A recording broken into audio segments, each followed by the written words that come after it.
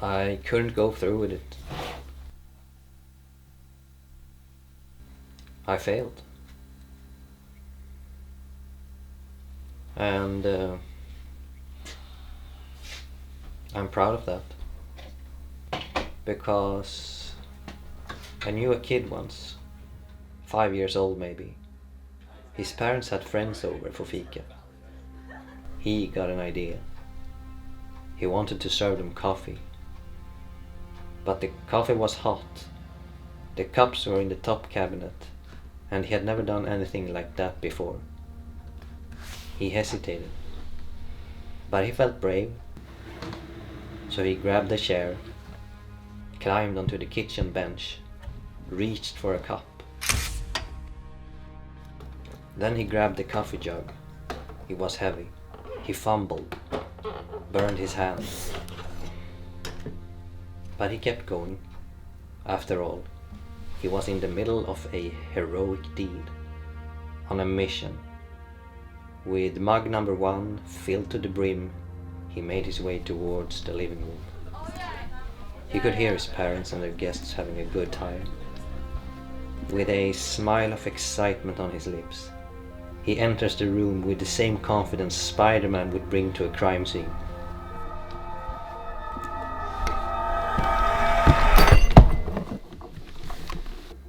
And then he tripped over his little brother's pet bunny. The cup shattered, coffee everywhere, followed by angry, loud voices. Embarrassment you could feel miles away. The next thing he knew, he was sent to his room.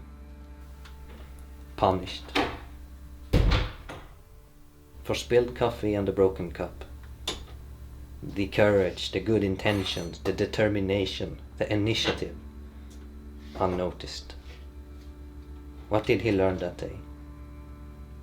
He learned that failing is embarrassing, and that failure gets punished. So how does he avoid future punishment and embarrassment? By not failing.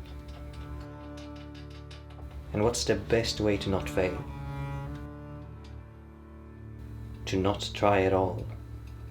No more heroic deeds. No more initiative.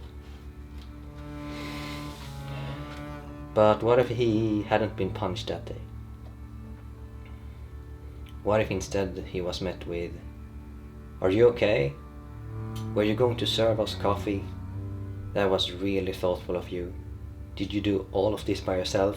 How brave. Let's try that again. Don't worry about the cup. We clean this up together." He would have learned something completely different. He would have learned that failure is okay, that initiative, good deeds and courage should be celebrated. Failure wasn't what discouraged him that day. It was the lesson attached to it. From that day on, failure was unsafe. And when failure becomes unsafe, trying feels scary. So I stopped trying altogether. Told myself I was being responsible, realistic, but really I was just protecting a 5-year-old who learned the wrong lesson.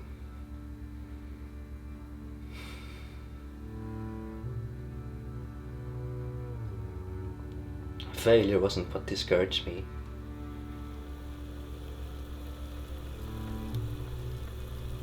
The lesson attached to it was.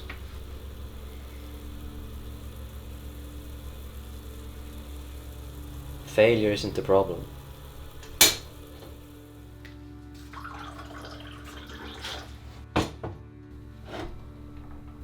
Not trying again is.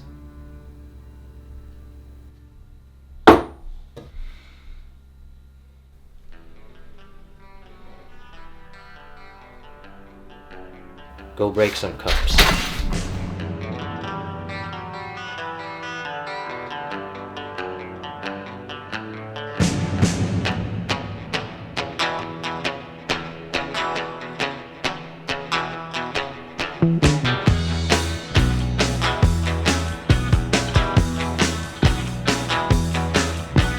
Saturday night I was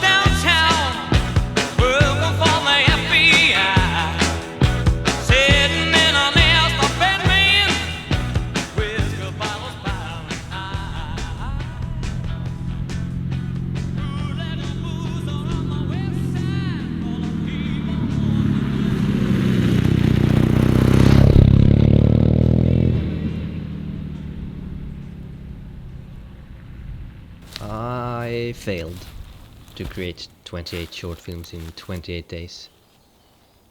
A broken cup and some spilled coffee. The question is, what did I learn? I learned that my relationship to failure has improved. My will to prove myself no longer exceeds my will to express myself. I want to put more effort into every episode. After a while, it felt like my gift became diluted. Like this video, for example. I wanted to take the time to really explore my relationship with failure. Connect the dots. I wanted to create something I'm proud of. Something that is both entertaining, inspirational, and educational. Because that's what feels fulfilling to me right now. You could say that I failed my 28-day challenge. Or you could say that I completed a 28-day challenge in 7 days. It used to take me 3 months to create a video. And ever since Chasing Freedom, I've been wanting to dedicate myself to this. But I've been holding myself back. Now I produced more in a week than I've done in the past years. The challenge helped me get out of my head and into motion. And once again I was surprised by how much I'm capable of if I just get out of my own way. Clarity, purpose, and urgency goes a long way. Figuring out the next best step is a trap. Just take a step and adjust as you go. Fail your way forward, if you will. Practice out loud. Because honestly, that's what I've been doing for the past 5 years. And if you find yourself in a rut, you might just be 7 days of discipline away from getting out of it.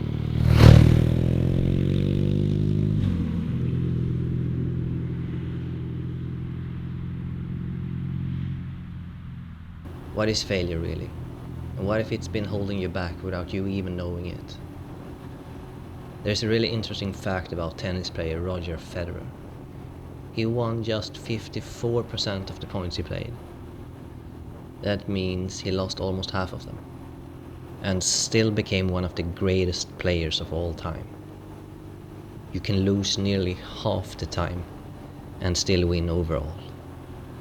J.K. Rowling, before Harry Potter became one of the biggest book series in history. Rowling was a depressed and divorced single mother living on welfare, and the first Harry Potter manuscript was rejected by 12 publishers. In a Harvard commencement speech, she said, "It is impossible to live without failing at something unless you live so cautiously that you might as well not have lived at all." Samuel L. Jackson, one of the most recognizable actors in the world. He battled drug addiction for years. He struggled to get consistent acting work. He went to rehab in his early 40s. He was relatively unknown until his breakthrough in Pulp Fiction at the age of 45. 45. Colonel Sanders was 65 when he started KFC. Ray Kroc was in his 50s when he joined McDonald's. These are just examples, but one thing is clear. The greats didn't stop for a broken cup and some spilled coffee. They all find a way to look at failure in a completely different way. And if you want to pick up a camera, start a YouTube channel, get your motorcycle license, whatever it might be, it's not too late. It's not too late. It's not too late.